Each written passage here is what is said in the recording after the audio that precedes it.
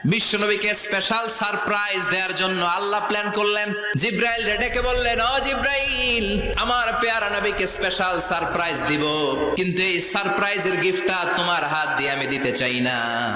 আমার পেয়ারা নবীকে দুনিয়া থেকে টান দিয়ে আমার আরশের উপরে নিয়ে আসো। টাইমের স্পিডকে আল্লাহ থামিয়ে দিলেন। মক্কা থেকে উঠিয়ে বিশ্বনবীকে এক মরুভূমিতে রাখা হলো রাতে। বললেন দোয়া করেন। দোয়া করে বিশ্বনবী বললেন, ভাই জিব্রাইল, এটা কোন জায়গা, কোথায় দোয়া করব?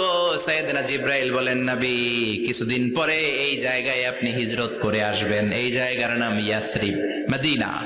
আবার সেখান থেকে তুলে এক পাহাড়ে রাখা হলো। নবী দোয়া করেন। দোয়া করে নবী বললেন, এটা কোন পাহাড়? অন্ধকার, আমি তো কিছু চিনি না। সাইয়েদনা জিব্রাইল বললেন, নবী, এটা সাধারণ পাহাড় নয়। এই পাহাড়ের কথা আল্লাহ কোরআনে বলেছেন। এই পাহাড়ের কসম আল্লাহ কোরআনে খেয়েছেন। এই পাহাড়টা হলো আপনার ভাই মুসার পাহাড়, তুর পাহাড়।